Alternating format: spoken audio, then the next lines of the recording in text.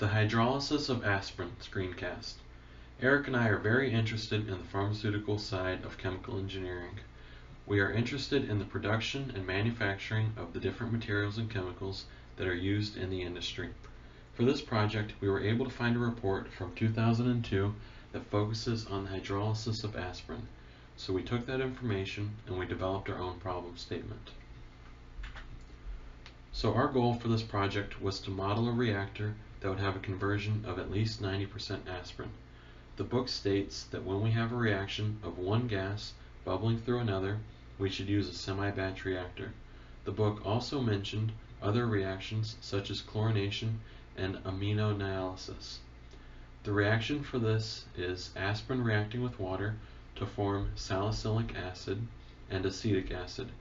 We started with a concentration of 1 mole per liter of aspirin to 0.5 liters per minute of H2O. The volume of the reactor is 10 liters with a pressure of 10 atmospheres. To begin with, setting up a reactor, we labeled our terms. Aspirin is A, water is B, salicylic acid is C, acetic acid is D. Therefore, our reaction becomes A plus B equals C plus D. Starting with any reaction or reactor, the first step is to start with an overall mass balance.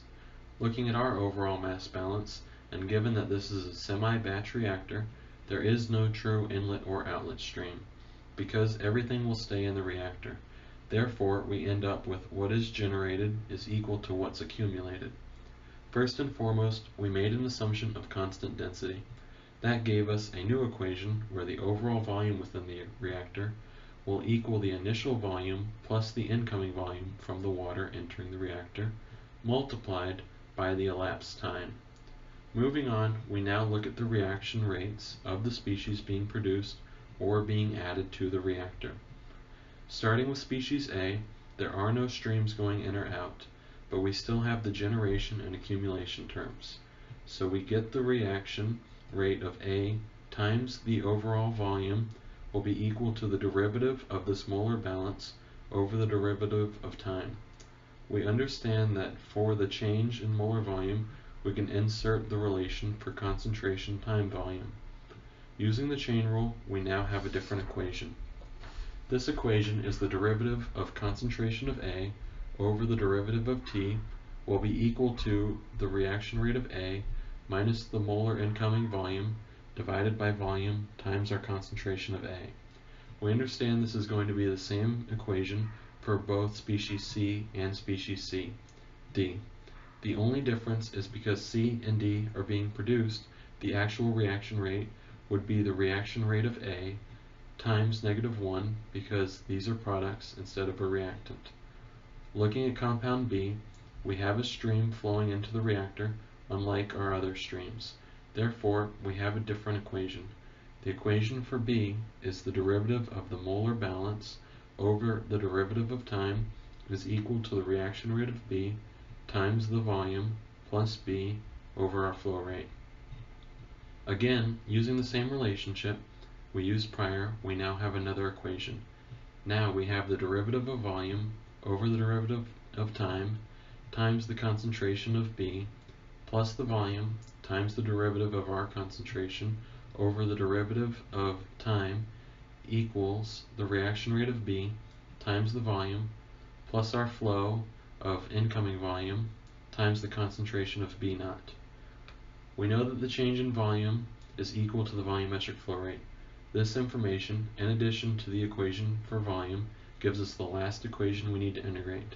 The next step was to find the rate laws.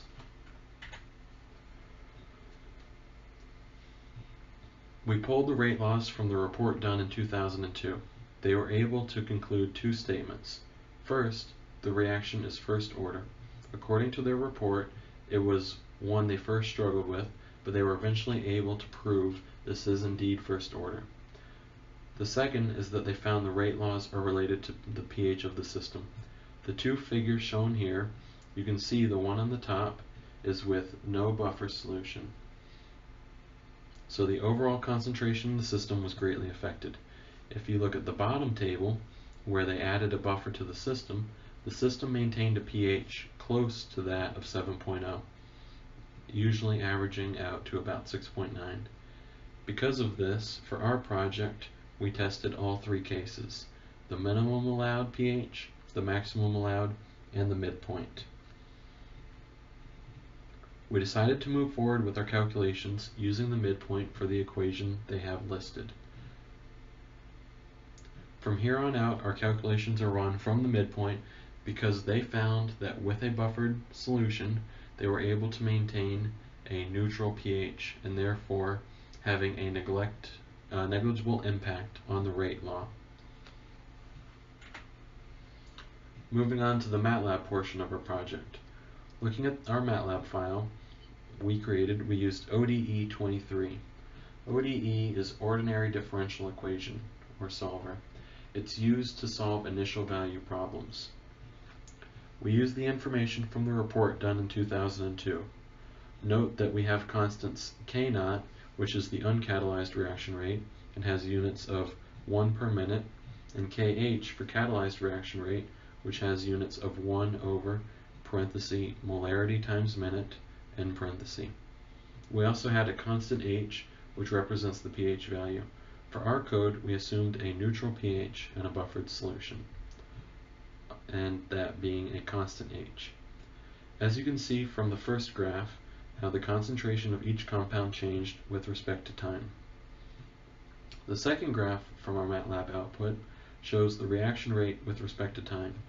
As you can see, this is a first order reaction, and as time moves forward towards infinity, our reaction rate drops initially quite quickly, then tapers off and approaches an asymptote at 0, representing equilibrium of the system. For the third graph we depict how much of the aspirin has reacted. As you can see, we did reach our desired conversion from our problem statement. The consumption of aspirin reaches 90% at roughly 480 minutes. Safety. Regarding safety of this experiment, according to the MSDS sheets, for salicylic acid, acetic acid, and acetylsalicylic acid, also known as aspirin, all three compounds are flammable.